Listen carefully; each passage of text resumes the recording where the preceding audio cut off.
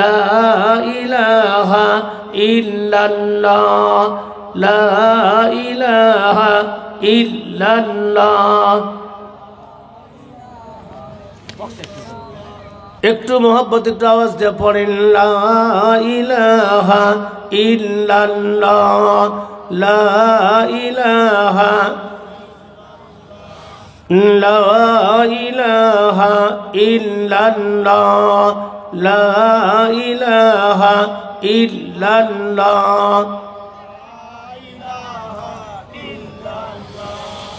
লা ইলাহা ইল্লাল্লাহ লা ইলাহা ইল্লাল্লাহ লা ইলাহা ইল্লাল্লাহ লা ইলাহা ইল্লাল্লাহ মুহাম্মাদুর রাসূলুল্লাহ। সবাই বলুন সাল্লাল্লাহু আলাইহি ওয়াসাল্লাম। আলহামদুলিল্লাহ, আজকে উত্তরগ্রাম দারুস সালাম হাফিজিয়া কামিয়া মাদ্রাসা ও এতিমখানার উদ্যোগে 2 দিন ব্যাপী তাফসীরুল কোরআন ও কারীমের মাহফিলে আজকে সমাপনী দিন। আজকের এই মুহূর্তে মাহফিলের সম্মানিত মুআজ্জাজ মুহতারাম সভাপতি মহোদয় জনাব আলহাজ মুফিজউদ্দিন সরদার, সভাপতি অত্তর মাদ্রাসা, এবং জনাব মোহাম্মদ আবু হাসান মণ্ডল, চেয়ারম্যান 8 নম্বর উত্তরগ্রাম ইউনিয়ন, এবং আজকের মাহফিলে বিশেষ করে আজকের মাহফিলের প্রধান বক্তা, প্রধান ওয়াইজ, আন্তর্জাতিক খ্যাতিসম্পন্ন মুফাসসির কোরআন হযরত মাওলানা মুফতি ওলিউল্লাহ সাহেব মাদ্দাজিলুল আলী বারাকাল্লাহু ফি হায়াতি। সবাই জোরে বলুন আমিন। সিনিয়র মুহাদ্দিস জামিয়া কারামিয়া আরাবিয়া রামপুরা ঢাকা সহ আজকের মাহফিলে উপস্থিত সম্মানিত ওলামায়ে কেরাম এবং বিভিন্ন পর্যায়ের সুধীবৃন্দ এবং ওলামায়ে কেরাম, ফুজালায়ে এজাম, ইমানদার দিনদার মুসলমান ভাইরা এবং পর্দার আড়ালে আমার সম্মানিতা মা এবং বোনেরা, আল্লাহ রাব্বুল আলামিন আমাদেরকে আজকে উত্তরগ্রাম এই মাদ্রাসাকে উপলক্ষ করে 2 দিন ব্যাপী প্রোগ্রামের আজকের সমাপনী দিনে আল্লাহ রাব্বুল আলামিন আমাদেরকে আল্লাহ পাকের কোরআন এবং নবীর সুন্নাত থেকে কিছু শ্রবণ করার জন্য আল্লাহ তাআলা কোরআন ও কারীমের মজলিসে বসার জন্য আল্লাহ তাআলা আমাদের তৌফিক দান করলেন, সুযোগ করে দিলেন। এই জন্য আমি শুরুতেই আপনাদের কাছে বিনীতভাবে অনুরোধ করব, আর অনেক ভাইরা আসবেন, আশা করি মাহফিল পরিপূর্ণ হবে। যারা আপনারা বসছেন মাঝে মাঝে অনেক ফাঁকা গ্যাপ গ্যাপ করে বসছেন, আদাবুল মাজালিস হলো, মজলিসের আদব হলো মজলিসে ফাঁকা জায়গা না রাখা। এই জন্য আমি আপনাদের কাছে বিনীত অনুরোধ করি, মাত্র 30 সেকেন্ড টাইম দিলাম। যারা পিছনে আসেন, ডানে বামে আসেন, একটু দাঁড়াজার সামনের থেকে চেপে একাকার হয়ে বসলে ভালো হয়। আল্লাহর কোরআনের মাহফিলের মজলিসের আদব রক্ষা করা লাগবে। একটু এগিয়ে আসেন সম্মানিত ভাইরা, আসেন, সব ভাইরা আসেন, ডান সাইডে আসেন, বামে যারা আসেন, পিছনে আসেন, সামনে আসেন। সব জায়গায় আমরা সামনে থাকি, পিছনে কোথাও থাকতে চাই না। ফুটবল খেলা দেখতে যান, হাডুডুডু খেলা দেখতে যান, বাসে উঠা সিট লেবা গেলেও কি কোন সামনে সিট ফাঁকা থাকলে কেউ পিছনে বসে, আর জোরে বলেন বসে। সব জায়গায় আমরা সামনে। ওই দেখবেন একসময় বানর খেলা দেখাচ্ছিল, ওই রেখা টানা যায়, রেখা টানা যায়, বানর খেলা দেখায়। এত ভিড়াভিড়ি, রেখা পার হয়ে চলে আসে। বানর ঘুরতে ঘুরতে এক ধরনের লুঙ্গি ধরা টান মারছে, লুঙ্গি খুলে গেছে। গালাইকে তোর বানর তো খুব বান্দর ভালো না, বানর ঠিকই আছে, তুমি তো ভালো নয়, তোমাকে তো রেখা দিছে, তুমি পার হচ্ছে কেন? হুজুর খেলা দেখতে দেখতে তাল পাইনি। কোরআন ও কারীমের মাহফিল আসছেন আল্লাহর কোরআন শোনার জন্য। মেহেরবানি করে একটু আমরা সামনের দিকে বসি। আল্লাহ রাব্বুল আলামিন আমাদেরকে কোরআন কারীমের এই মজলিসে বসার জন্য তৌফিক দান করলেন, সুযোগ করে দিলেন। এই জন্য আমরা দিল থেকে দিল উজাড় করে মোহাব্বত নিয়ে আমরা কালিমাতু শুকর আদা করি। সবাই আওয়াজ দেয়া মোহাব্বতে চিৎকার করে বলুন আলহামদুলিল্লাহ। অনেক অনেক দরুদ ও সালাম আশরাফুল আম্বিয়া খাতামুন নবীন ইমামুল মুরসালিন সঈদুল আরবি ওয়াল আজম শাফিউল মুজনিবিন ইমামুল কিবলাতাইন জনাবে রাসূলুল্লাহ, সবাই বলুন আরেকবার সাল্লাল্লাহু আলাইহি ওয়াসাল্লামের প্রতি অনেক অনেক দরুদ ও সালাম। যারা আমরা এখানে এসেছি, আমরা আল্লাহকে খুশি করার জন্য আসছি। আল্লাহর সন্তুষ্টি ছাড়া অন্য কোনো নিয়াত আছে? একটু জোরে বলেন আছে? আল্লাহর নবীর হাদিস শরীফের বাণী, আমার নবী বলেছেন অজাবাত মুহাব্বাতি লিল মুতাআবিনা ফিয়া ওয়াল মুতাজালিসিনা ফিয়া ওয়াল মুতাবারিজিনা ফিয়া। আমার দরদের নবী বলেন অজাবাত মুহাব্বাতি, ওই সকল ব্যক্তিদেরকে আমি নবী আমার জন্য ভালোবাসা ওয়াজিব হয়ে যায় যারা নাকি আল্লাহর জন্য এক জায়গায় একত্রিত হয়, আল্লাহর জন্য একজন আর একজনকে ভালোবাসে, আল্লাহর জন্যই এখান থেকে আবার আলাদা হয়ে যায়, আল্লাহর জন্য একত্রিত হয়, আল্লাহর জন্য একজন আর একজনকে ভালোবাসে, আবার আল্লাহর জন্য এখান থেকে পৃথক হয়ে যায়। আমার নবী বলেন অজাবাত মুহাব্বাতি, ওই সকল লোকদেরকে আমি নবী আমার জন্য ভালোবাসা মহব্বত কর আমি নবী আমার উপরে ওয়াজিব হয়ে যায়। আল্লাহ নবীর উপর তাদেরকে ভালোবাসা ওয়াজিব হয়ে যায়। আল্লাহর ভালোবাসা আর রাসূলের ভালোবাসা, আল্লাহ আর নবীর ভালোবাসার চাইতে আর বড় ভালোবাসা কিছু আছে? আর জোরে বলেন আছে? মহব্বত, আল্লাহর মহব্বত, রাসূলের মহব্বত, এই মহব্বত ভালোবাসা আল্লাহর বান্দাদেরকে আল্লাহর জান্নাতে পৌঁছে দিবে। জোরে কোন সুবহানাল্লাহ। এই জন্য উলামা কেরাম বলেছেন যে যেই ব্যক্তির ভিতরে তিনটি গুণ আছে, তিনটি বৈশিষ্ট্য আছে, এই ব্যক্তিরা পৃথিবীর মাঝে সবচেয়ে সৌভাগ্যবান। জোরে বলুন আল্লাহু আকবার। আর জোরে বলুন আল্লাহু আকবার। তিনটি গুণ যে মানুষের ভিতরে আছে, এই মানুষগুলো পৃথিবীর মাঝে সবচেয়ে সৌভাগ্যবান। আঙ্গুলে গুনে গুনে একটু শুনে রাখেন। এক, ওই দিল, ওই অন্তঃকরণ, যেই অন্তঃকরণে আল্লাহ তাআলার মহব্বত আছে, আল্লাহ তাআলার ভালোবাসা আছে, আল্লাহর প্রেম আছে, আল্লাহর ভালোবাসা ওয়ালা দিল, এই মানুষ পৃথিবীর বুকে সব চাইতে সৌভাগ্যশীল। আল্লাহর ভালোবাসা যার দিলের মধ্যে আছে, দিল দিয়ে আল্লাহকে ভালোবাসে। আপনারা আল্লাহকে ভালোবাসার কারণেই আল্লাহর কোরআন শোনার জন্য কোরআন ও কারীমের এই মজলিসে এসে বসে পড়েছেন। আল্লাহর ভালোবাসা, আল্লাহর মহব্বত, আল্লাহ পাক যদি আমাদের প্রতি রহম না করেন, দয়া না করেন, আমরা দুনিয়াতে টিকতে পারবো না। আল্লাহ রাব্বুল আলামিন আমাদের প্রতি মহব্বত করেন, আমাদেরকে ভালোবাসেন, আমাদের প্রতি তার নিয়ামত দান করেছেন। এটি আল্লাহ পাকের পক্ষ থেকে অনেক বড় দয়া, অনেক বড় মেহেরবানি। এই জন্য সৌভাগ্যশীল ব্যক্তি তারাই যাদের অন্তঃকরণের ভিতরে কার ভালোবাসা? আর একটু জোরে বলুন কার? আল্লাহর ভালোবাসা।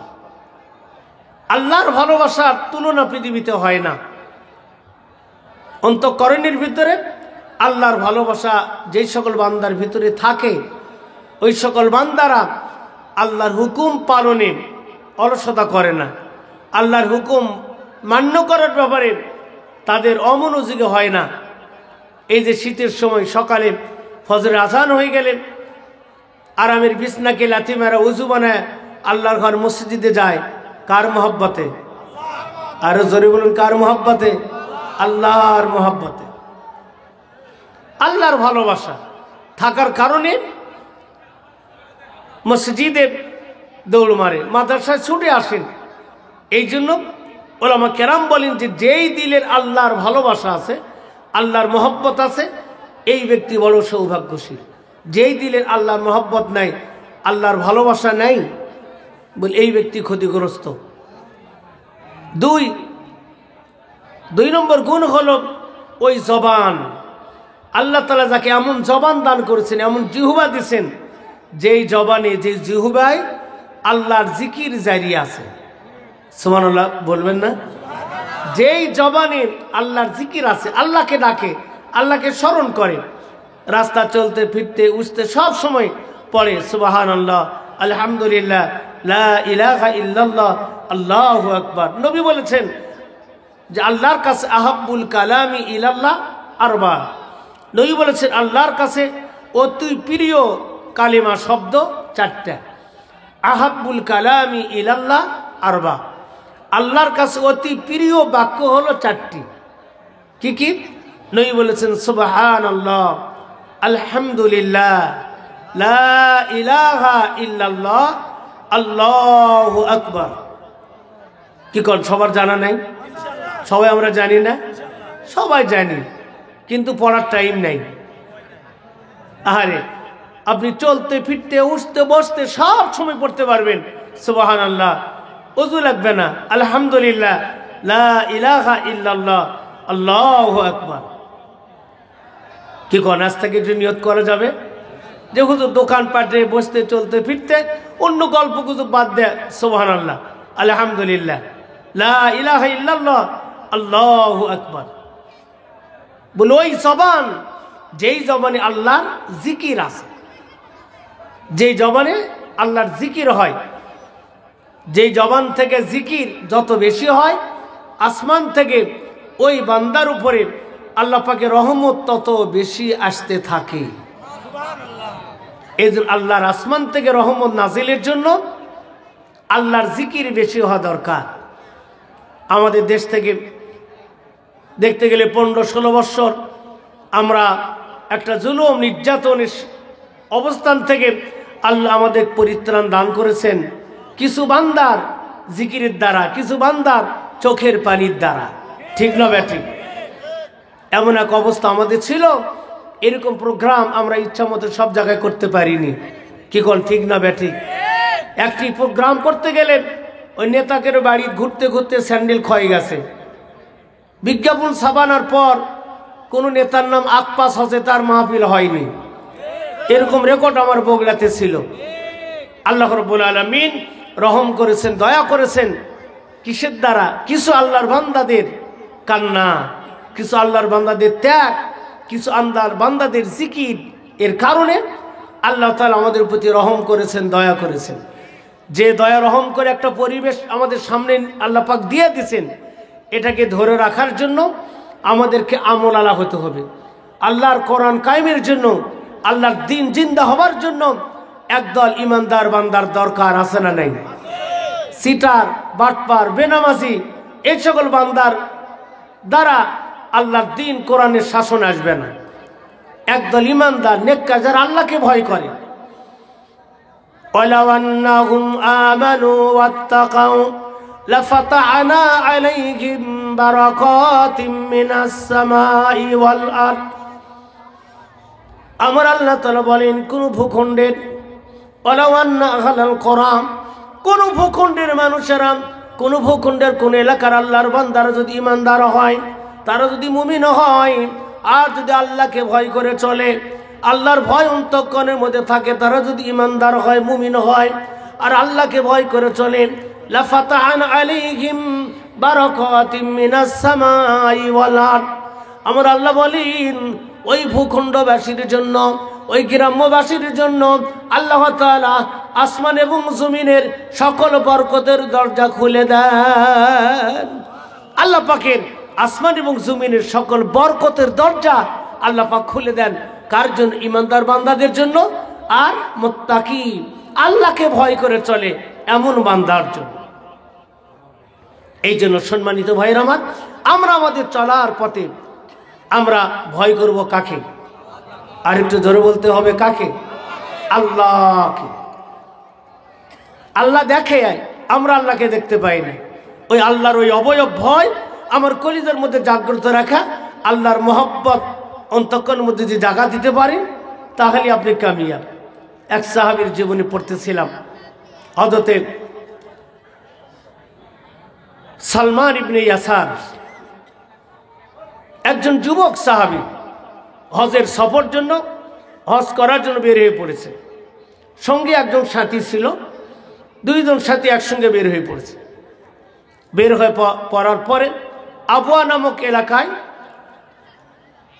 পাহাড়ি পথ, ওখানে গিয়া ওনারা অবস্থান করতেছেন। তো অবস্থান করতে গিয়া অনেক তৃষ্ণা, ক্ষুধা, খাবারের কাছে কিছু নাই।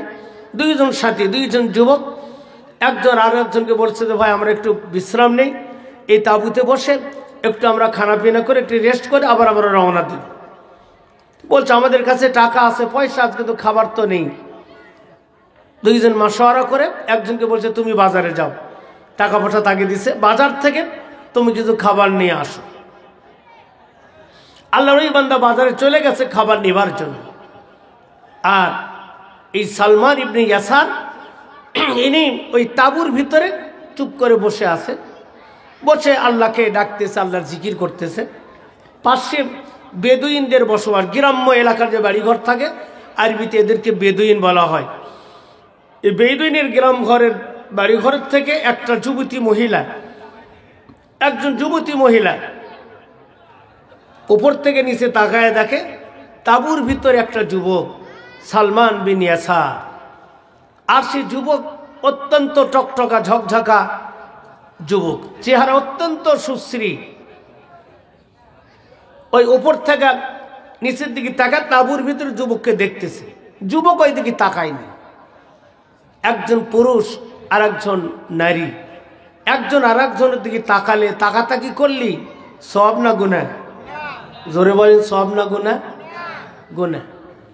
মহিলাটা যুবতীর দিকে তাকা, কিছুক্ষণ তাকানোর পরে মহিলাটা, ওই যুবতী মহিলা এই ছেলের প্রতি আশিক হয়ে গেছে। আশিক হবার কারণে ওই টানে উপর থেকে সে নামে আসতেছে। এই জন্য দাওয়াই জিনা হারাম। আল্লাহ কোরআনে বলেনি তোমরা জিনা করো না, আল্লাহ বলেছেন লা তাকরাবুল জিনা, তোমরা জিনার কাছে যেও না। জিনা করো না বলে, জিনার কাছে যেও না। জিনার কাছে যেও না তার ব্যাখ্যা হলো, জিনা হবার আগে যেগুলো কাজ হয়, দেখা দেখি হয়, মোবাইলে কথা হয়, মেসেজ দেয়, এগুলো হলো অপকর্ম হওয়ার আগের কাজ। আল্লাহ বলেছেন তোমরা ওইগুলো কাজের কাছেই যেও না, এই জঘন্য অপরাধের কাছে নিকটে যেও না। সালমান বিন ইয়াসার উনি তো কোনো দিকে তাকাচ্ছে না, উনি নীরব, কিন্তু একতরফা মোহব্বত হয়ে গেছে ওই মহিলায়। এই জন্য কোরআন হাদিস দৃষ্টিকোণ থেকে পর্দার বিধান আল্লাহ ফরজ করেছেন। কোনো মা, কোনো যুবতী, কোনো যুবক পুরুষের সামনে ওপেন হওয়া আমার কোরআন এটাকে সমর্থন করে না। যখনই একাকার হবে, একাকার হয়ে একজন দেখাদেখি হবে, কথা বলবে, এখানে অঘটন হওয়া সম্ভব না। আছে না নেই? আর জোরে বলুন, আছে না নেই? 100% আছে। সম্মানিত ভাইয়ের আমার, কিতাবে লেখে আল্লাহর বান্দার যুবক তো আল্লাহ আল্লাহ বলে ডাকতেছিল, কিন্তু মহিলাটা বেদের যুবতী মহিলা আস্তে করে পাহাড় থেকে নেমে এসেছে, নেমে কাছাকাছি চলে এসেছে। তাঁবুর ভিতরে যখন ঢুকে পড়েছে, এবার সালমান বিন ইয়াসার ডাক দেয়া বলতেছে কে তুমি? সাথে সাথে সালমান বিন ইয়াসার নজরটা নিচের দিকে দিছে, উপর দিকে আর তাকায় নাই। আমার নবী বলেছেন ইয়া আলী উলা তুদবিউন নাজরাতান নাজরা, আমার নবী বলে আলী তুমি হলো যুবক, লা তাতবাউন নাজরাতান নাজরা। নয় বলেন আলী রাস্তা চলতে গিয়া হঠাৎ করে কোন অপরিচিতা আজনবী মহিলার দিকে যদি নজর পড়ে যায়, যদি নজর পড়ে যায়, লা তাতবাউন নাজরাতান নাজরা, একবার নজর পড়ে গেলে আর একবার নজর অনুসরণ তুমি করবে না। সাথে সাথে ইন্না লাকা লুনা লাইসা লাকা সানিয়া, নবী বলেছেন প্রথমবার তুমি তাকাছো, এটি হয়তো তোমার জন্য গুনাহ হবে না। লাইসা লাকা সানিয়া, দ্বিতীয়বার আর একবার তাকান তোমার জন্য হারাম। আলিলা তাতবাউন নাজরাতান নাজরা, নজর দিলই নজরের উপর আর নজর দিবা না। নজর পড়ে গেলে নজরকে টেনে নাও আর নজর দিবা না। সালমান বিন ইয়াসার তার কলিজার ভিতরে ছিল আল্লাহর ভয়। অপরিচিত মহিলাকে দেখার সাথে সাথে নজরটা নিচের দিকে নামায় নিছে। মহিলা তার বোরকার নেকাব খুলেছে, হাতের মোজা খুলেছে, পায়ের মোজা খুলেছে। খোলার পরে তার শরীরে টকটকা আলোক রশ্মি মনে হয় বের হয়ে গেছে। এত রূপসী সুন্দরী মহিলা ছিল। যুবতী বলতেছে, ও আল্লাহর বান্দা, তুমি আরেক দিকে তাকাচ্ছ কেন? বলি, তুমি এখানে কেন আসলা? এখানে অন্য কেউ দেখলে আমার ইজ্জত সম্মান যাবে, আমার আল্লাহ সব দেখতেছে, তুমি তাড়াতাড়ি চলে যাও। যুবতী মহিলা বলে, আমি তো এখান থেকে যাওয়ার জন্য আসিনি, আমি আসছি একজন পুরুষ একজন মহিলার কাছে যা চায়, একজন মহিলা পুরুষের কাছে যা চায় ওই কামনা বাসনা পূরণ করার জন্য আমি আসছি, তুমি আমার দিকে তাকাও। বলার সাথে সাথে আল্লাহর বান্দা সালমান বিন ইয়াসার অঝর নয়নে কান্নাকারি শুরু করেছে। তার কান্নায় এত কঠিন কান্না, চোখের পানি দেয়া, গাল ভিজা, দাড়ি ভিজে গেছে, বুক ভিজে গেছে। এর কান্নায়, এই কান্নার আসর, এই কান্নার তাসির ওই মহিলার উপর পড়ে গেছে। তার কান্না দেখে মহিলা অবাক, সর্বনাশ। যুবকেরা যুবতী মহিলার জন্য পাগল, দেখার জন্য জানলার ধারুজ্জা খাড়া হয়ে থাকে, ইনকা আসে না নাই? কলেজের গেটুজ্জা দাঁড়া থাকে, কখন আমারটা আসবে? নাউজুবিল্লাহ, কন আসে না নাই? আরে কি কয়, বলে আরে তুমি, তোমার কান্নায় এত কান্না কাটছে। মহিলার দিল নরম হয়ে গেছে, সে সাথে সাথে ওখান থেকে উঠা পড়েছে, উঠে আবার পাহাড় বেয়ে উপরের দিকে চলে গেছে। এর একটু পরে দেখতে দেখতে ভাই আল্লাহর বান্দা কাঁদতে কাঁদতে তার কান্দার ফিক্রন উঠে গেছে। এবার আল্লাহর বান্দা তার সহপাঠী বন্ধু ছিল, বাজার থেকে খানা পেনা নিয়ে এসেছে। বাজার থেকে খানা পেনা নিয়ে আসার পর এবারে তখন তাঁবুর মধ্যে ঢুকে দেখে সালমান বিন ইয়াসার এখনো কাঁদতেছে, চোখের পানিগুলো দরদর করে পড়তেছে। ডাকতে বলে, ভাই মা আলাকা, কি হলো তোমার? তুমি এমন করে কেন কাঁদতেছ? তোমার এই কান্নার কারণ কি? বলে, ভাই তুমি বসো, তারপর তোমাকে সব বলবো। বসার পরে সব ঘটনা খুলে বলেছে। খুলে বলার পর আল্লাহর বান্দা সালমান বিন ইয়াসার আবারও কান্নাকাটি শুরু করে দিয়েছে। এবারে যুবকটা ডাক দেয়া, এইবারে যুবকের কান্নায়, যিনি বাজার করে নিয়ে আসলো, খাবারের নিয়ে আসছে, উনিও কান্না শুরু করেছে।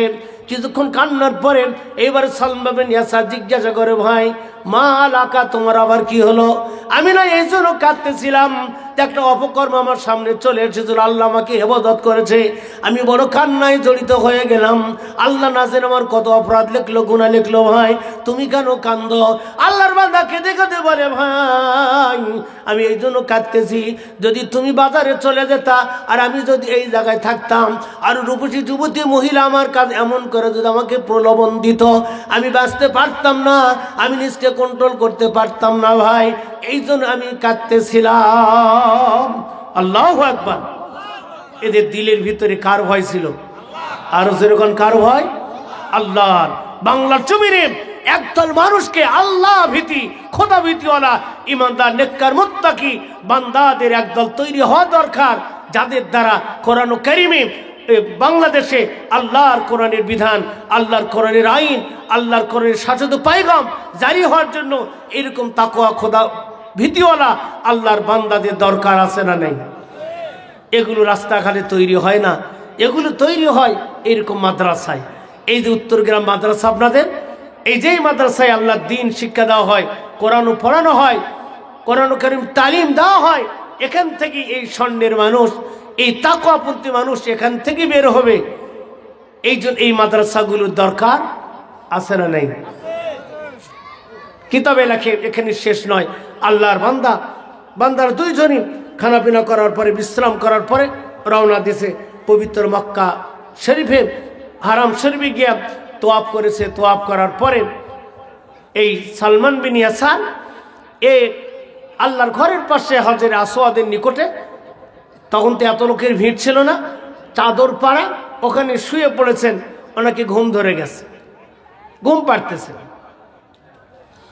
আর ঘুমের ভিতরে হঠাৎ করে স্বপ্নে দেখে ওই যুবক এক আল্লাহর বান্দা, ওই যুবকের চাইতে টকটকা চেহারাওয়ালা, জামাল, অত্যন্ত সুন্দর একটা যুবক আল্লাহর বান্দার কাছে স্বপ্নের মধ্যে দাঁড়ায় গেছে। দাঁড়া তার কাছে কথা বলতে চাচ্ছিল। আর সালমান বিন ইয়াসার ডেকে বলতেছে যে, আপনি কে? আপনার পরিচয় কি? আল্লাহর বান্দা বলতেছে, ভাই আমি আসছি তোমার সঙ্গে দেখা করার জন্য, আমি হলাম হযরত ইউসুফ আলাইহিস সালাম। যখন আল্লাহু আকবার শোনার পরে সালমান বিন ইয়াসার কেঁদে কেঁদে বলতেছে, আপনি কি সেই ইউসুফ যিনি ইউসুফ বিন ইয়াকুব আলাইহিস সালামের ছেলে ইউসুফ, যিনি জুলাইখা যার প্রেমে পড়েছিল, জুলাইখা যাকে আয়ত্ত নেওয়ার জন্য হাজারো চেষ্টা করেছিল, পারে নাই। আপনি কি সেও ইউসুফ? বলে হ্যাঁ, আমি সেও ইউসুফ নবী পায়গাম্বার, জলিল কদর পায়গাম্বার, আমি সেই ইউসুফ আলাইহিস সালাম। বলে আপনি এত বড় আম্বিয়া, এত বড় জলিল কদর পায়গাম্বার হবার পরে আমার কাছে আপনি কেন আসলেন? বলে শুনে রাখো, তোমার কাছে যে যুবতী মহিলা আসছিল, আমি জুলাইখা আমাকে অপকর্মে লিপ্ত করাতে পারে নাই। তুমি যে পরীক্ষায় পাশ করে আসছো, তোমারটা আমি ইউসুফ আমার চাইতে কম নয়। এই জন্য আমি জলিল কদর পায়গম্বর হওয়ার পরেও তোমার কলিজার মধ্যে আল্লাহর ভয় থাকার কারণে, তাকওয়ার কারণে আল্লাহ তোমাকে হেফাজত করেছে। এই জন্য আমি ইউসুফ আলাইহিস সালাম তোমার সঙ্গে মোলাকাত করার জন্য আসলাম। এই জন্য তাকওয়া, খোদা ভীতি, এটি অর্জন করা প্রত্যেক ইমানদার বান্দার দায়িত্ব। সম্মানিত ভাইয়ের আমার, এই জন্য আমি লম্বা করবো না, শর্ট করে কথা বলবো। আমি কোরআন কারীমের সূরাতুন নাহল থেকে আপনাদের পরিচিত একটি আয়াতে কারিমা, আপনারা প্রত্যেক দিন জুমার নামাজে সানি খুতবার ভিতরে ইমাম সাহেবের আয়াতটি তেলাওয়াত করে। এই ছোট্ট একটি আয়াতে কারিমা তেলাওয়াত করেছি, ছোট্ট ছোট দুখানে হাদিস শরীফ তেলাওয়াত করেছি। এর উপর মুক্তাসার কথা আপনাদের সামনে উপস্থাপন করতে যাচ্ছি। আমি কোরআন কারীম থেকে শুরু করতে চাচ্ছি। আল্লাহর কোরআন শুরু করার আগে আমরা কোরআনের মাহফিল থেকে আমরা আল্লাহর নামের একটা ধ্বনি, আল্লাহর নামের একটা আওয়াজ আর একবার দিয়া আমরা শুরু করতে চাচ্ছি। কি বলেন? আল্লাহর নামের একটা তাকবীর কি দেওয়া যাবে? পারবেন সবাই? একটু সবাই রেডি হন, সবাই রেডি হন। আওয়াজ দিবেন, একবার ভলিউম ঠেকা দিবেন। যার যা আওয়াজ আছে সে আওয়াজ উচ্চ করে সবাই তাকবীর দিবেন। লিল্লাহি তাকবীর, হাইয়াকুমুল্লাহ, জাযাকুমুল্লাহ। আল্লাহ পাকের কোরআন কারীমের আয়াতে কারিমার শানি নজুল হলো হযরত আব্দুল্লাহ ইবনে আব্বাস রাদিয়াল্লাহু থেকে রওয়ায়াত আছে, রাসূল করিম সাল্লাল্লাহু আলাইহি ওয়াসাল্লাম বসে আছেন। ওসমান ইবনে মাযুন নামে আল্লাহর নবীর একজন সাহাবী আল্লাহর নবীর পাশে আছে। আল্লাহ নবী বলেন, ওসমান ইবনে মাযুন বলেন যে আল্লাহর নবী ওখানে বসে থাকা অবস্থায় আসমানের দিকে তাকালেন। অনেকক্ষণ আসমানের দিকে তাকালেন, আবার ডান দিকে তাকালেন, আবার বামের দিকে তাকালেন। এরপরে আল্লাহর নবী মনে হয় কারুর থেকে কোনো কিছু বুঝা নিচ্ছেন, এরকম মাথা নাড়াচ্ছিল। কিছুক্ষণ পর ওসমান ইবনে মাযুন বললেন, ইয়া রাসূলুল্লাহ, আমি আপনার দরবারে বেশ কিছুদিন হলে আসা যাওয়া করি। আজকে যা দেখলাম, এর আগে তো কোনোদিন এরকম দেখি নাই।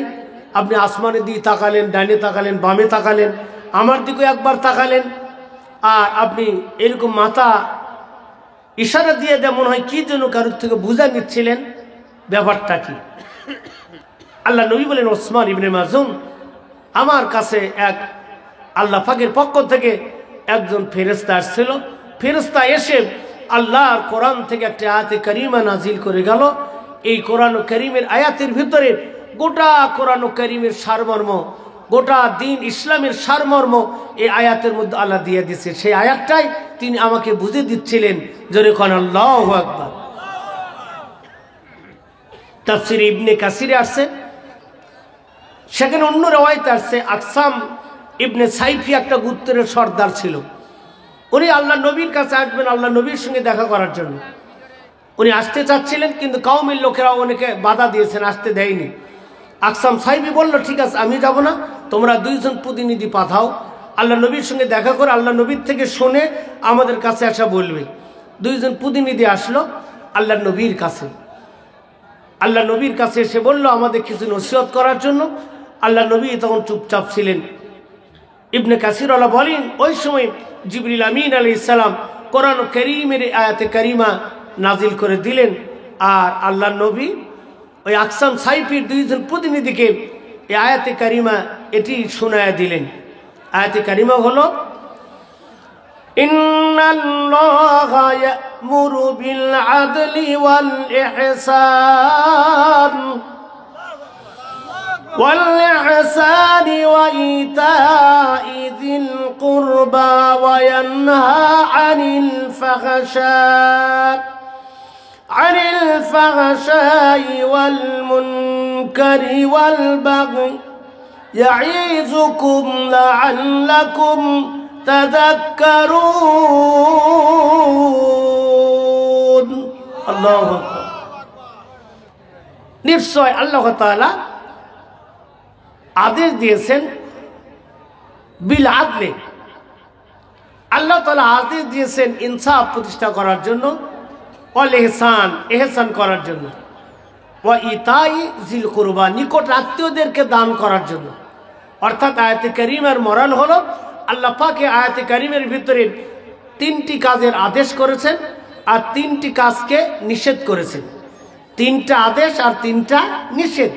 সমস্ত মুফাসসির কেরামগণ বলেন গোটা কোরআন কারিমের সারমর্ম, পৃথিবীতে যত আখলাকে হাসানা আছে, যত ভালো কাজ আছে, সবগুলার মূল কথা হলো এই 3টা। এটা হলো আদল, আর একটা হলো ইহসান, আর একটা হলো আত্মীয়দেরকে দান করা। আর যতগুলো নিষেধ কাজ আছে, অপকর্ম, গুনাহ, স্বজনপ্রীতি, অন্যায়, সীমালঙ্ঘন যা আছে, সবগুলোই পরের 3টার মধ্যে আল্লাহ বলে দিচ্ছে।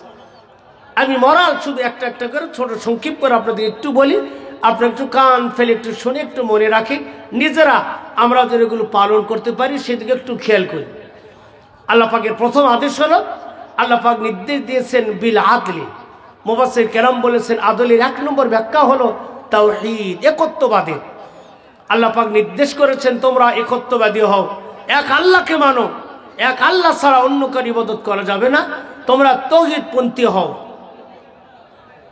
আর একদল বলেছেন বিল আদলি হলো ইনসাফ। ইনসাফ, বৈষম্য বিরোধী আন্দোলন হলো আমাদের দেশে প্রায় ম্যাক্সিমাম 2000 ছাত্রছাত্রী, তৌহিদি জনতা, ইমানদার মুমিন মুসলমান তার আত্মত্যাগ দান করেছেন, শাহাদত বরণ করেছেন, যাতে বৈষম্য না থাকে, সমতা সৃষ্টি হয়। এর জন্য আল্লাহ পাক কোরআনে এই আদেশই দিয়েছেন বিল আদলি, তোমরা ইনসাফ প্রতিষ্ঠা করো। দুর্নীতি করতে করতে এমন পর্যায়ে আমাদের দেশটা এমন পর্যায়ে চলে গেছে, দেশের অর্থনীতি শেষ হয়ে গেছে।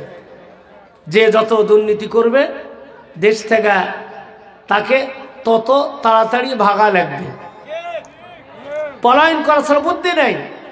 আল্লাহ পাক কোরআনে বলেছেন তোমরা ইনসাফ প্রতিষ্ঠা করো, ন্যায় বিচার করো, ইনসাফ।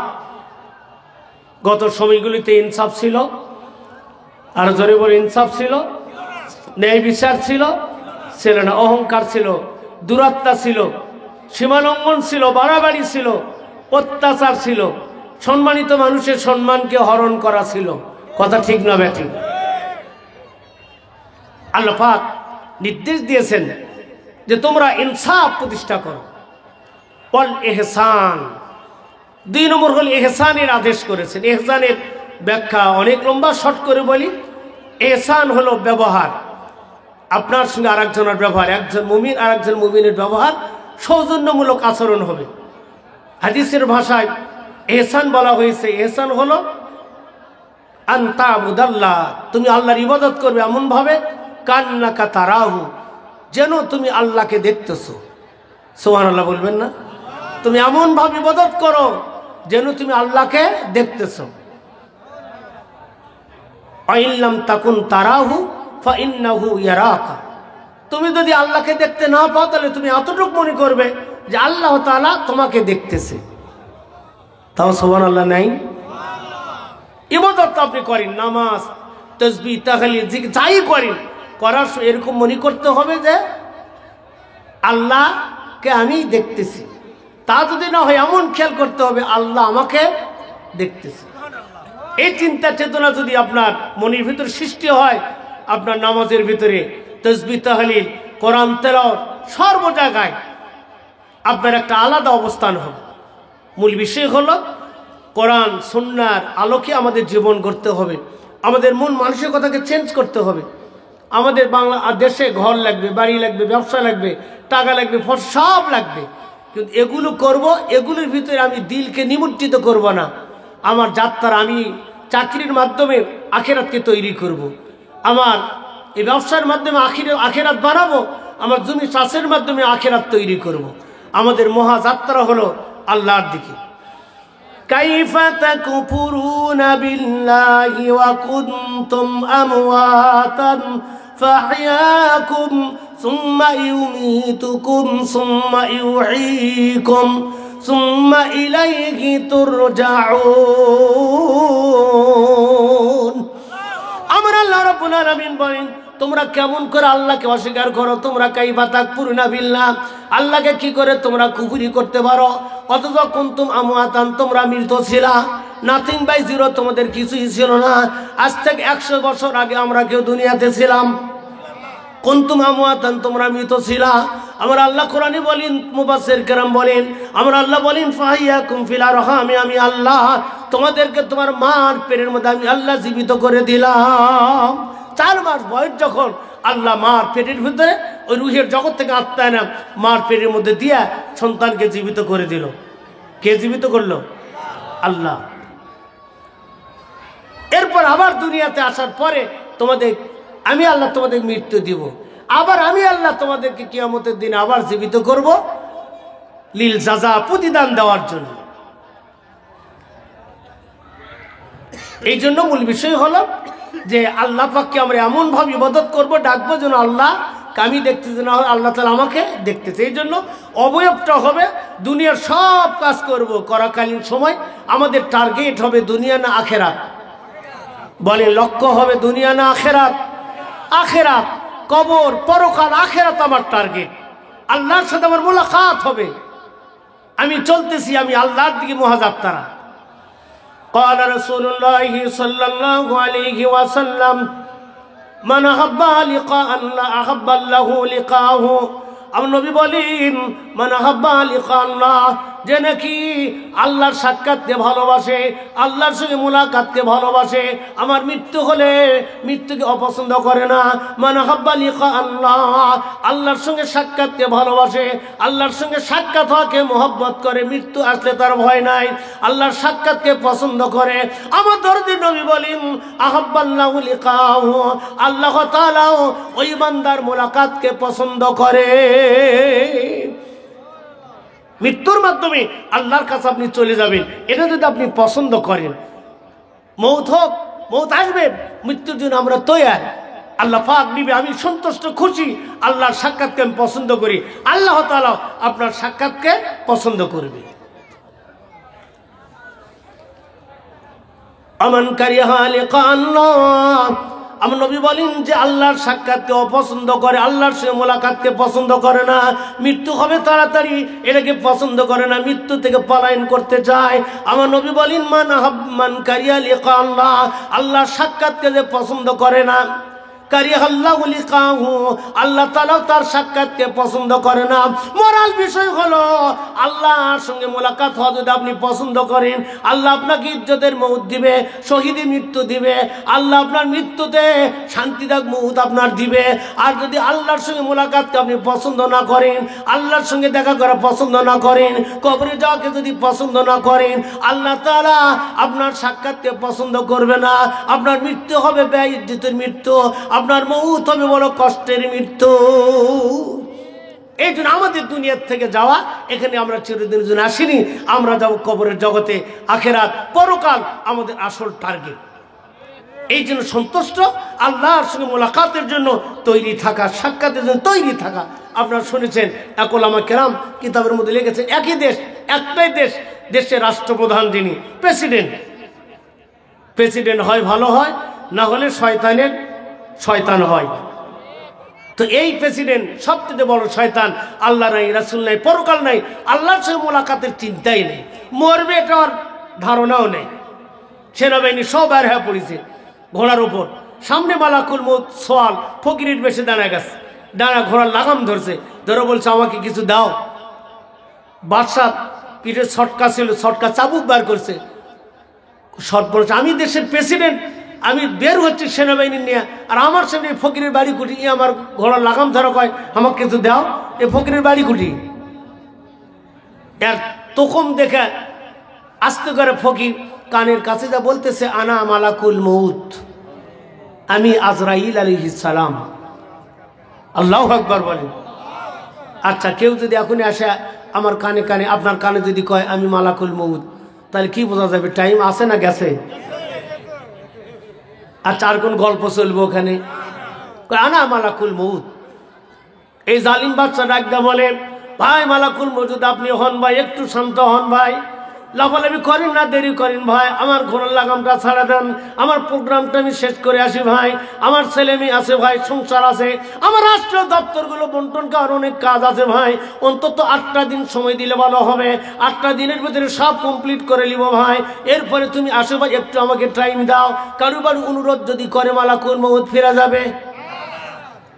এবারের মতন ঘুরে যাও আজরাইল, এবারের মতন ফিরে যাও আজরাইল, মিনতি করিয়া কই তোমারে। ফিরে যাবে? মালাকুল মওত ডাক দাও, কয় জালিম, এই দুনিয়ার ভিতরে, এই দেশের ভিতরে তুমি বড় জালিম ছিলা, ওলামা কেরামদেরকে কষ্ট দিছ, দেশের মানুষের সম্পদ তুমি সব তছনছ করে নিয়েছ, 1 মিনিট টাইম নাই, ঘোড়ার উপরে সঙ্গে সঙ্গে রুহটা আত্মারা কব্জ করে নিয়েছে, ঘোড়ার উপর থেকে লাশ ধারাস করে নিচে পড়ে গেছে। আসমানে যাবার পর আমার আল্লাহ ডাক দেখো, এই ব্যক্তি মৃত্যু পছন্দ করতো না, আমি আল্লাহ আমার সাক্ষাৎকে পছন্দ করতো না, জালিমকে নিয়ে আসছে গে সিদ্দিনে আত্মাটা দিয়ে চলে যাও।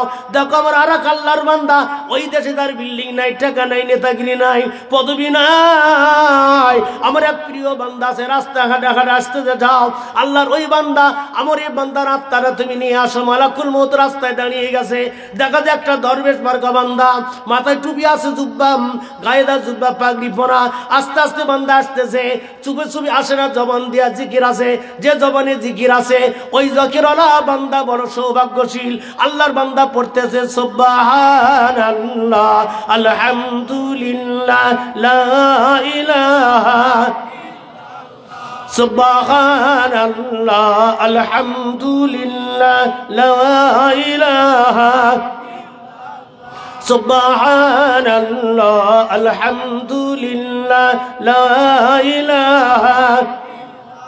জিকির করতে করতে আসতেছে, মালাকুল মওত ফকির বেশে দাঁড়িয়ে গেছে, আসসালামু আলাইকুম, দরবেশ সঙ্গে মুসাফা হয়ে গেছে।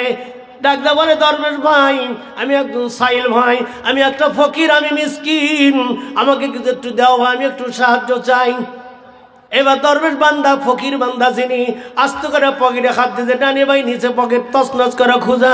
ডাকদা বলে, ভাই এমন এক টাইমে তুমি আমার কাছে সওয়াল করতেছো ভাই, তোমাকে দিবার মতন আমার পকেটে কিছু নেই, 1টা টাকা নয়, 1টা পয়সা নাই, দিবার মতন কিছুই নাই ভাই, কি তোমাকে দিতে চান? বলেন, আমি পাগল হয়ে আর চলতেছি ভাই, এই দুনিয়াতে চলতে বড় কষ্ট হয়, দুনিয়া ফিতনার জায়গা ভাই, আল্লাহর কাছে গেলে বড় শান্তি পেতাম, আল্লাহ কবে ডাক দিবে জানি না ভাই, আমি আল্লাহর কাছে যাওয়ার জন্য বড় তৈরি আছি, আল্লাহর সঙ্গে মোলাকাত করতে আমার বড় ভালো লাগে, তবে আল্লাহ জানি না কবে আমাকে ডাক দিবে জানি না ভাই, আমাকে দিবার মতন কিছুই নাই ভাই, আপনি যদি নিতে চান ভাই, আমার আত্মাটা আছে, আমার রুহটা আছে ভাই, আমার আত্মাটা যদি নিয়ে নেন আমি খুশি মনে দিয়ে দিতাম। জোরে জোরে কোন মারহাবা। মালাকুল মওত আস্তে করে কানে কাজে কয়, ভাই আনা মালাকুল মওত, আমি ওই জম ফেরেশতা, আপনার ওই আত্মাটাই নেওয়ার জন্য আসছি।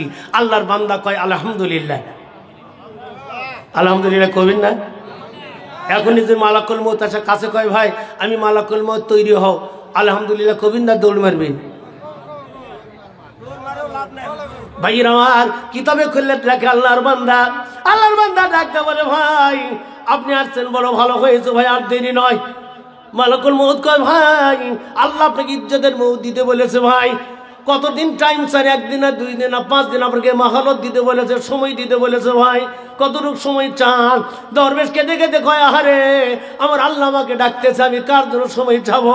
আমার সময়ের দরকার নাই ভাই, তাড়াতাড়ি 8 টাকা কব্জ করে নাও ভাই, আমার বেটা বেটি সন্তান কেউ আমার কবরে যাবে না ভাই, কারোর জন্য আমার অপেক্ষা করার দরকার নাই, তবে যদি তুমি মনে করো ভাই আমাকে 3টা মিনিট যদি সময় দাও, আমি একটু নতুন ওযু করা, আমি 2 রাকাত নফল নামাজের জন্য দাঁড়িয়ে যাব ভাই, নফল নামাজে দাঁড়ানোর পরে 2য় রাকাত, আমি যখন 2য় রাকাতের 2য় সিজদায় চলে যাব ভাই, সিজদায় যখন আমি চলে যাব, সিজদারত অবস্থা আমার আত্মাটা বের করে নিলে আমি বড় শান্তি পেতাম।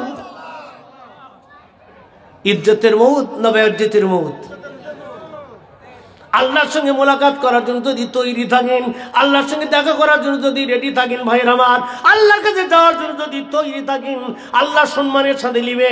লম্বা হয়ে যায়, ছোট্ট করে কথা বলি ভাইরা আমার। নবী যে হাদিসের মধ্যে বলেছেন গোটা পৃথিবীর মাঝে 4 জন মহিলা পৃথিবীতে সেরা মহিলা। আমার নবী বলেছেন আরবা খায়রুন নিসাইল আলামিন। নবী বলেন গোটা বিশ্ব জগতের মধ্যে 4 জন মহিলা হলো সেরা মহিলা, শ্রেষ্ঠ মহিলা। আমার নবী বলেন এক হলো মারিয়াম, 2 হলো আসিয়া, 3 হলো খাদিজা, 4 হলো ফাতেমা। আল্লাহু আকবার বল। আমার মায়েরা, সম্মানিত মায়েরা, এই 4টা মহিলার যে কোনো এক মহিলার জীবনী ফলো করে চলবেন, আপনি জান্নাতে যেতে পারবেন। সুবহানাল্লাহ। 4 জন নাম মনে রাখেন। 1 হলো মারিয়াম, 2 হলো আসিয়া, 3 হলো খাদিজা, 4 হলো আল্লাহ নবীর কন্যা ফাতেমা রাদিয়াল্লাহু তাআলা আনহা। জোরে কোন আল্লাহু আকবার। ভাইরা আল্লাহর সাক্ষাৎকে কত ভালোবাসে, কত পছন্দ করে। 4 নম্বর মহিলার কথা, আল্লাহ নবীর বেটি, আল্লাহ নবীর কন্যা ফাতেমা রাদিয়াল্লাহু তাআলা আনহার বয়স মাত্র 29 বছর। কত বছর? 29 বছর। 11ই রমজান ছিল তারিখটা, সম্ভবত 11ই রমজান।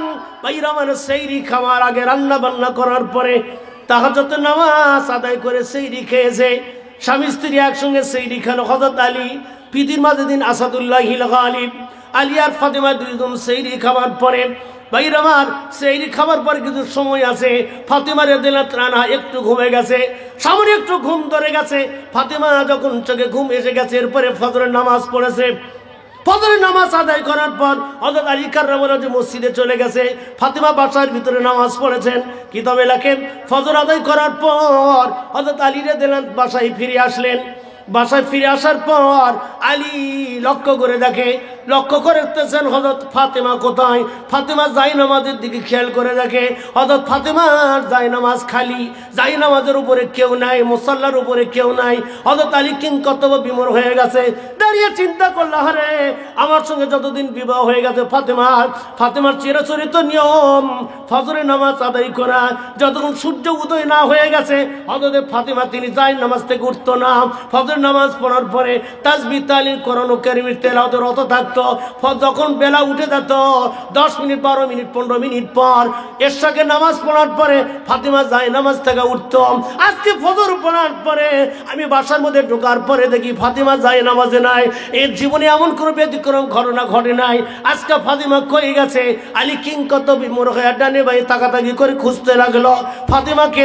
আমার মায়েরা, ভাইরা আমার, প্রত্যেক পুরুষ নারীর জন্য বড় দায়িত্ব ফজরের নামাজের পরে বড় গুরুত্বপূর্ণ সময়। ফজর নামাজ পর যাই নামাজ একটু অপেক্ষা করেন, তাসবিহ পড়েন, তাহলিল করেন, কোরআন কারীম তেলাওয়াত করেন। অন্তত সূরাতুল ইয়াসিন তেলাওয়াত না করে দুনিয়ার কোনো কাজে বের হবেন না। আমার নবী বলেন সকালবেলা কোনো মা, কোনো নরনারী যদি সকালবেলা ফজরের পরে সূরাতুল ইয়াসিন তেলাওয়াত করার পরে দুনিয়ার কোনো কাজে বের হয়, আমার নবী বলেন ওই সারা দিনের যত প্রয়োজন আছে ওই নরনারীর সকল প্রয়োজন মিটিয়ে দিবার জামিনদার আমার আল্লাহ হয়ে যায়।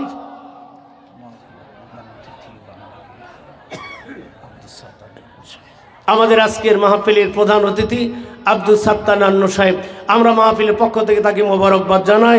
আল্লাহ তাকে হায়াতে তৈবা দান করুক। সবাই জোরে বলুন আমিন। আরো জোরে হবে আমিন।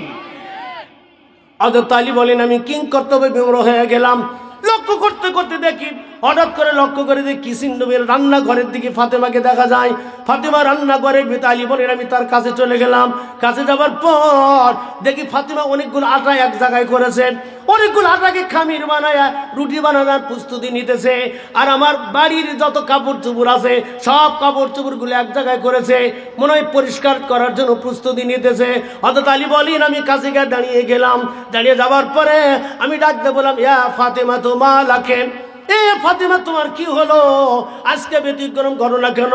ফজর নামাজ পড়ার পর তোমার আমল ছা তুমি আজকে কিচেন রুমে কেন? তুমি কেন রুটি এতগুলো আটা খামিয়ে বানাচ্ছো কেন? কাপড় চোপড়গুলো সবগুলো এক জায়গায় করে নিয়ে এসেছো কেন? এবার বারবার যখন বলতেছে ফাতেমা এবার দাঁড়িয়ে গেছে, ফাতেমা কথা বলতে পারতেছে না। অথচ ফাতেমার ঠোঁটগুলো থরথর করে কাঁপতেছে আর চক্ষু দিয়ে অশ্রুগুলো গড়ে গড়ে গড়ে গড়ে ফাতেমার গাল বেয়ে বেয়ে থুতি পর্যন্ত চলে এসেছে। আলী আলী বাগদা বলে ইয়া ফাতেমা তুমালাকে, হে ফাতেমা কি হলো তোমার, তুমি এমন করে কেন কাঁদতেছ? এবার ফাতেমা ডাকতে বলে আলী তুমি তো সবচেয়ে বড় আলিম কুরাইশ বংশের ভিতরে, আমার দরদের নবী বলে গেছে আনা মদিনাতুল ইলম, আমি হলাম ইলমের শহর, আলী বাবুহা, আলী হলে শহরের দরওয়াজা। জোরে জোরে কোন আল্লাহু আকবার।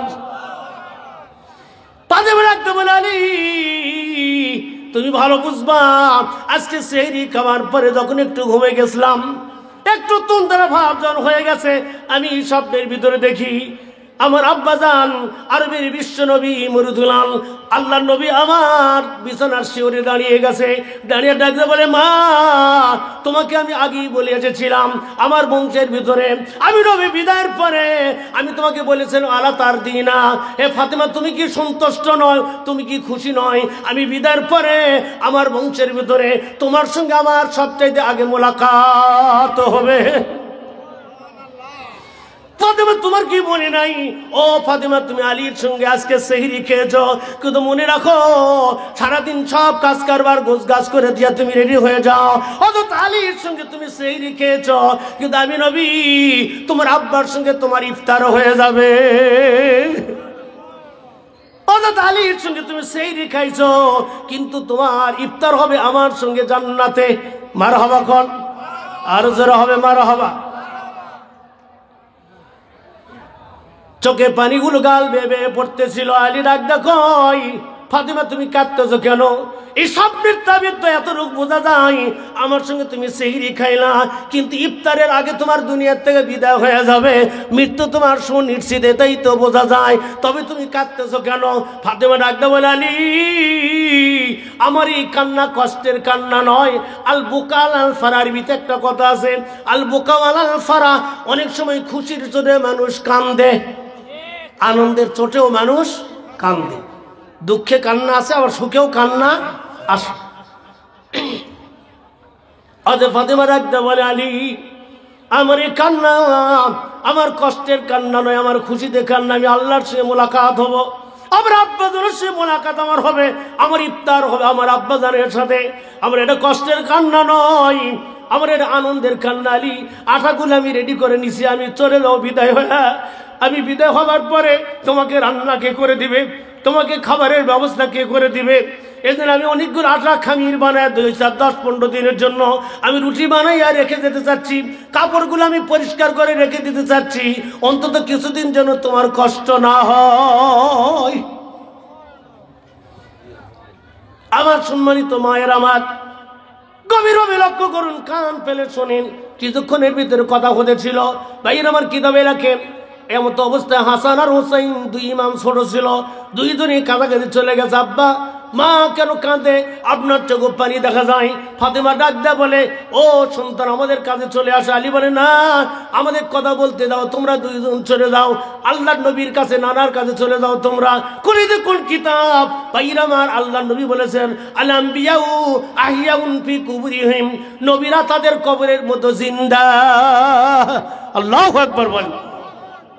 আলী ডাকতে বলে যাও হাসান হোসেন তোর নানার কাছে চলে যাও।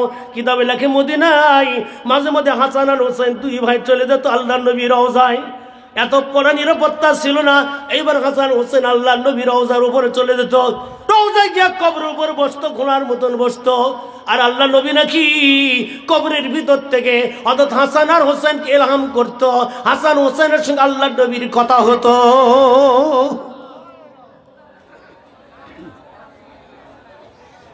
আমার সম্মানিত ভাইয়ের আমার এখানে শেষ নয়, কিতাবে লেখেন কোন কোন ওয়াইতে আসছে হাসান আর হোসেন এবার নানাজির কবরের উপর যখন দাঁড়িয়ে গেছে কথা বলতে চাই, আদতে আল্লাহর নবী ডাকতে বলে রে নানা ও হাসান আর হোসেন তোমরা এই সময় কেন আমার কাছে আসলা? দ্রুত বাসায় ফিরে যাও, তোমার আম্মাকে ভালো করে দেখে নাও।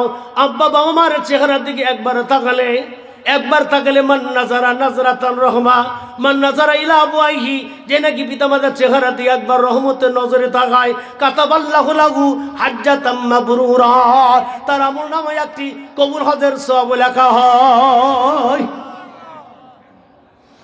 আমার কলিজার টুকরা হাসান আর হুসাইন দেরি করে না, জলদি করে চলে যাও। আমি তোর মাকে খবর দিয়েছি তোমাদের মা তোমার আব্বার সঙ্গে সেহরি খেয়েছে, ইফতার আর হবে না, ইফতার মনে হয় আমাদের সঙ্গে হবে। তোমার আম্মা বিদেখা চলে আসবে, যাও তাড়াতাড়ি করে ছেড়ে দাও, মার সঙ্গে কথা বলো, কিতাবে লেখে হযরত হাসান আর হুসাইন দৌড় মেরে বাসার মধ্যে চলে গেছে। বাসার মধ্যে গিয়ে দেখে আব্বাজান আলী রাদিয়াল্লাহু আনহু বের হয়ে গেছে। হযরত ফাতেমা এইবারে কাজে ব্যস্ত হয়ে গেছে। হাসান হুসাইন ফাতেমার কিনারায় গিয়ে দাঁড়িয়ে গেছে। দাঁড়িয়ে যাবার পর টুলমুল করে টাকা আছে, টাকা বলে আম্মা, আমার আম্মা নানাজি আমাদেরকে খবর দিল আপনাকে নাকি কোনো মেসেজ করেছে, আপনি নানাজির কোনো মেসেজ পেয়েছেন নাকি? ফাতেমা ডাকতে বলে, ও দুই ইমাম আসো, আসো আমার কলিজার টুকরা দুইজন আমার কোলের মধ্যে আসো। দুইজনকে দুই উরুর উপরে বসিয়েছে, বসে ডাকতে বলে, বেটা কে তোমাদের খবর বললো? বলে নানা নাকি তোমাকে কোনো মেসেজ করে দিছে। বলে হ্যাঁ, সকালবেলা সেহরির পরে তোমার নানা আমাকে মেসেজ দিয়েছে, আমার সেহরি খেয়েছি তোমার আব্বার সঙ্গে, ইফতার হবে তোমার নানার সঙ্গে। বেটা আসো, কাছে আসো। দুই ইমামকে কোলের মধ্যে জড়িয়ে নিয়ে দুই ইমামকে গালের মুখে চুমু দেয় আর ডাক দেওয়া, বলে হাসান আসো, হোসেন আসো। আর জীবনে কোনোদিন তোদেরকে আদর করতে পারবো না, জীবনে কোনোদিন তোদেরকে আর এমন করে সোয়াগ করতে পারবো না। আমার জীবনের শেষবারের মতন আমার দুই কলিজার টুকরে ইমামকে একটু গোসল দিয়া নেই। দুই ইমামকে গোসল দিয়া দিল। ভাইয়ের আমার দুই ইমামকে বড় সোহাগ করছে, আদর করতেছিল। ডাকতে বলে, ইমাম দুইজন হাসান হোসেন, চিন্তা করো না, আল্লাহর সঙ্গে মোলাকাত হওয়া আমাদের আসল লক্ষ্য। আল্লাহর কাছে যত তাড়াতাড়ি ইমানদার বান্দারা চলে যাবে আল্লাহর থেকে, আল্লাহর সন্তুষ্টি তারা দেখতে পাবে। বেটারা চিন্তা করো না। ভাইয়ের আমার ইমাম হাসান হোসেনকে সান্ত্বনা দিয়া আল্লাহ আর নবীর মেয়ে আল্লাহর কাছে যাওয়ার জন্য কেমন পাগল পারা। আমার মায়ের আমার স্বামী স্ত্রীর কত আন্ডারস্ট্যান্ডিং ছিল। বিকাল যখন হয়ে গেছে, বিকাল হয়ে যাবার পরে আলী যখন কাজবাজ সেরে বাসার মধ্যে ফিরে এসেছে, এবার বাসার মধ্যে এসে দেখে অটোমেটিক ফাতিমা অসুস্থ হয়ে পড়েছে, গায়ে জ্বর উঠে গেছে, বিছানায় বালিশে মাথা দিয়েছে। এবার ফাতিমা আস্তে আস্তে কথা বলতেছে। আমার মায়েরা আলী রাদিয়াল্লাহু আনহু কিনারায় গিয়ে বসলেন। ফাতিমার মাথার কাছে বসে ডাক দিয়ে বলতেছে, ফাতিমা, ফাতিমা মনে হয় তোমার সময় ঘনিয়ে এসেছে। ফাতিমা বলে, হ্যাঁ আলী, ভালো করে শুনে রাখো, আমার কথাগুলো ভালো করে জেনে রাখো। আসমা বিনতে উমাইসকে ডেকে বললো, ভালো করে বলে দাও, আমার বিদায়ের পর রাত্রি হয়ে যাবে, আমার জন্য জানাজার জন্য অপেক্ষা করা যাবে না, দিনের বেলার জন্য অপেক্ষা করা যাবে না। আমি আল্লাহর কাছে দ্রুত যেতে চাই। রাত্রে যদি কাপন পরে আমাকে দাফন করা হয়, বেশি লোকজন আমাকে দেখবে না।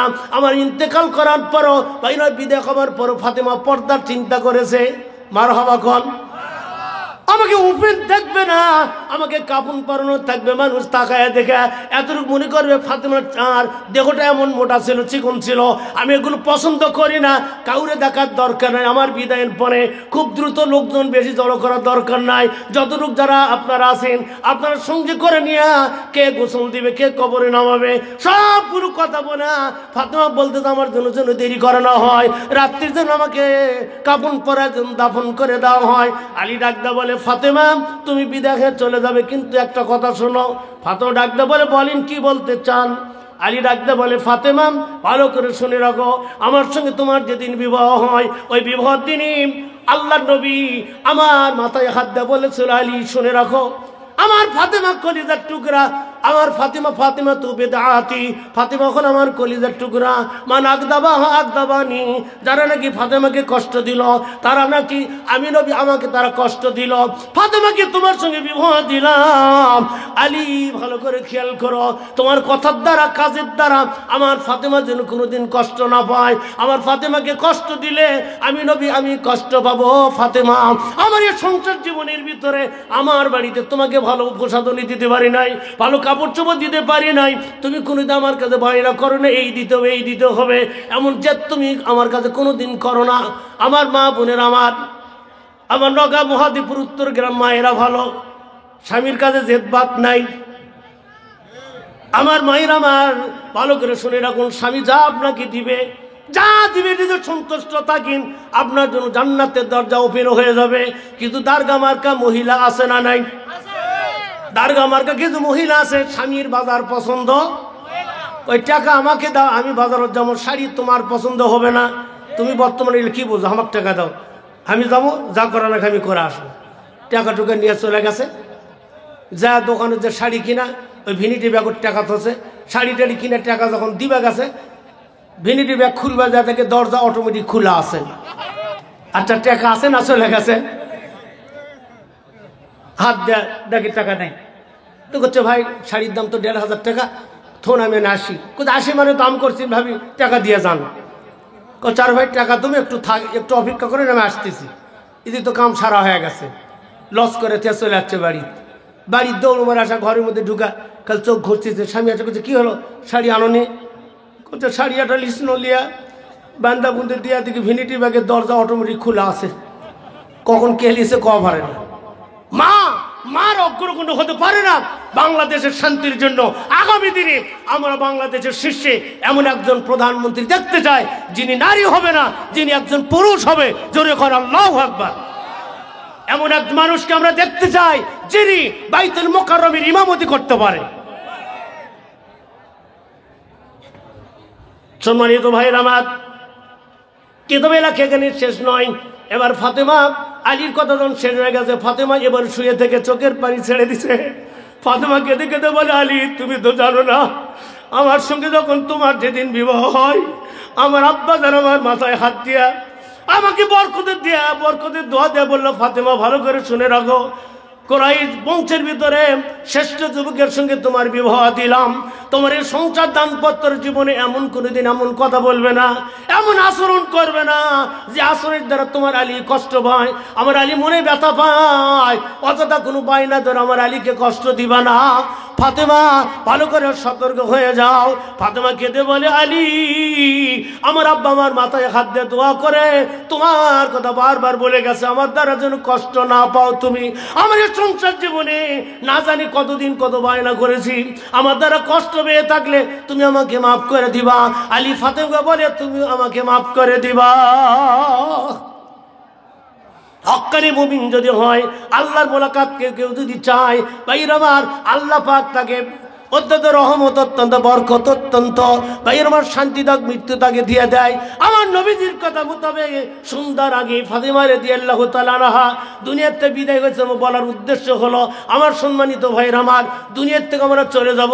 আমার সংসার চাকরি যত কাজ আমার আছে, সব কাজের ভিতরে আল্লাহকে ভোলা যাবে, আল্লাহকে ভোলা যাবে না, মউতকে ভোলা। এই জন্য আমার আল্লাহ নির্দেশ দিয়েছে ইনসাফ কায়েমের জন্য, ইহসান করার জন্য। ভালো ব্যবহার করবেন, আপনার প্রতিবেশীর সঙ্গে, আত্মীয়ের সঙ্গে, লোকজনের সঙ্গে ভালো আচরণ করা। ও ইতাই যিল কুরবা, নিকট আত্মীয়দেরকে দান করা। নিকট আত্মীয় আপনার প্রতিবেশী, আপনার আত্মীয় মধ্যে গরিব দুঃখী যারা আছে, আপনি মাসলা খুলে দেখবেন, আপনার জাকাতের টাকা হলেও আপনার নিকট আত্মীয় কারা আছে, প্রতিবেশী কারা গরিব আছে, তাদেরকে আগে দেওয়া। এই জন্য নিকট আত্মীয়দেরকে দান করা, এই তিনটি কাজের নির্দেশ আল্লাহ দিলেন ইনসাফের ভিতরে। আর ইহসান এর মধ্যে মুআমেলাত, মুআশারাত, আচার আচরণ, যত কাজ সব এর মধ্যে আছে, দান সদকার সব এর মধ্যে আছে। এই তিনটা কাজের আদেশ আল্লাহ পাক দিচ্ছেন, আর নিষেধ করেছেন তিনটা কাজ থেকে। ওয়ায়ানহা আনিল ফাহশাই ওয়াল মুনকারি ওয়াল বাগি ইয়াইযুকুম লাআল্লাকুম তাযাক্কারুন। আমার আল্লাহ রাব্বুল আলামিন বলে দিল, আমার আল্লাহ নিষেধ করেছেন আনিল ফাহশাই, অশ্লীলতা কাজ থেকে, অশ্লীল কাজ থেকে। সকল কোরআন কারীম হাদিসের যত অশ্লীল দ্বারা বোঝানো হয়েছে জিনাকে, ফাহিশাকে। ফাহিশার থেকে ফাহশা, অশ্লীল কাজ, যত অশ্লীল কাজ থেকে আল্লাহ তাআলা নিষেধ করেছেন। আগে বলেছি, আল্লাহ কোরআনে জিনার কথা বলেনি, জিনা করো তা বলে, জিনার কাছে যেও না, ওয়ালা তাকরাবু জিনা আল্লাহ বলেছেন। এই জন্যই অশ্লীলতা যত কাজ, এগুলো গুনাহের কাজকে পরিত্যাগ করা জন্য আল্লাহ তাআলা নির্দেশ দিয়েছেন। কোনো গুনাহের কাজ করা যাবে না। গুনার কাজ সামনে দাঁড়ালে ওই আল্লাহর ভয় দিলের মধ্যে আনা, ওই গুনার কাজ থেকে আমাদেরকে বিরত থাকা লাগবে। এক অল মুনকার, মন্দ কাজ, পাপের কাজ। মুনকারের ব্যাখ্যা অনেক, অর্থাৎ নাজায়েজ কাজ, যেটা অশোভনীয় কাজ, সবগুলো মুনকার। এইগুলো কাজ আল্লাহ পাক করতে নিষেধ করেছেন। অল বাগি, অল বাগি এটা হল অহংকার করা, দূরত্ব করা, তারপরে বাড়াবাড়ি করা, অত্যাচার করা, সম্মানিত লোককে অসম্মান করা, যেগুলো গত জীবনে হয়ে গেছে। ভাইর আমার, এই সকল বাড়াবাড়ি অন্যায় কাজ করা যাবে, আর যেরকম যাবে, ইয়াইজুকুম, আল্লাহ তাআলা তোমাদের নসিহত করছেন। এই 6টা কাজের আল্লাহ তাআলা নসিহত করেছেন, উপদেশ দিয়েছেন। লাআল্লাকুম তাযাক্কারুন, সম্ভবত তোমরা উপদেশ গ্রহণ করবে। আল্লাহই বলতেছে সম্ভবত তোমরা গ্রহণ করবে। এই জন্য 6টা কাজের আদেশ। একটা হলো ইনসাফ, এটা হলো ইহসান, আর গরিব দুঃখী মিসকিনদেরকে সহযোগিতা করা। 3টা কাজের আদেশ। আর হলো অশ্লীল কাজ, গুনাহের কাজ, আর বাড়াবাড়ি, অত্যাচার, জুলুম, অহংকার, এগুলোর থেকে বিরত থাকে। 6টা কাজ আল্লাহ উপদেশ দিয়ে বলতেছেন তোমরা সম্ভবত তোমরা এই কাজগুলো গ্রহণ করবে। এই জন্য আমার আল্লাহ হাদিস শরীফে আমার নবী বলেছেন, عن أبي هريرة رضي الله تعالى عنه قال قال الله تبارك وتعالى يا ابن آدم أنفق أنفق। ভালো করে শুনে রাখুন, কান ফেলে। আমার আল্লাহ বলে যে ও দুনিয়ার আদম সন্তানেরা, আদমের বেটারা, ভালো করে শুনে রাখো, আনফিক উনফিক, তুমি আল্লাহ রাস্তায় খরচ করো।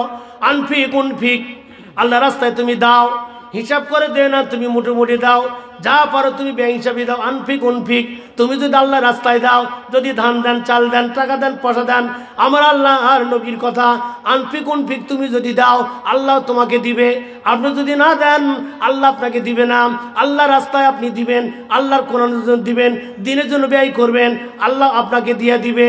ওয়াকালা ইয়ামিনুল্লাহ মালআ, আমার আল্লাহর নবী বলেছেন আল্লাহর হাত, আল্লাহর হাত, আল্লাহর ডান হাত প্রাচুর্য ভরা, আল্লাহর ডান হাত প্রাচুর্য ভরা। আল্লাহর কোন সম্পদের অভাব আর যখন আছে, লা ইয়াগিজুহা শাইউল লাইলি ওয়ান নাহার, দিন রাত আমার আল্লাহ যদি দেয়, দিন রাত যদি বান্দাকে দিতে থাকে, আমার আল্লাহর সম্পদ ফুরাবে আর যখন ফুরাবে, লা তানফাদু, শেষ হবে না। এই জন্য সম্মানিত ভাইয়ের আমার, আমাদের জীবন চলার পথে, আমাদের জীবন চলার পথে ভাইয়ের আমার, পথে পথে আমাকে আল্লাহ যে সম্পদ দিতে, টাকা পয়সা দিছে, আল্লাহ রাস্তায় দিবেন, আল্লাহ কোরআনের পথে ব্যয় করবেন। আপনি হিসাব করে দিবেন না, আপনি হিসাব করে দিবেন, আল্লাহ আপনাকে হিসাব করে দিবে। আপনি ব্যয় হিসাবে দিবেন, আল্লাহ তাআলা আপনাকে ব্যয় হিসাবে দিবে। মারহাবা কোন, আর যেরকম মারহাবা। এই যে কোরআন কারীমের একটি মাদ্রাসা, উত্তরগ্রাম মাদ্রাসা, এটা হলো দ্বীনের কোরআন কারীমের একটা ফ্যাক্টরি। যেরকম আল্লাহু আকবার, আর যেরকম মারহাবা। ভাইয়ের আমার, ভালো করে শুনে রাখেন, একজন ইমানদার বান্দা শুধুমাত্র কালিমা পড়েছে,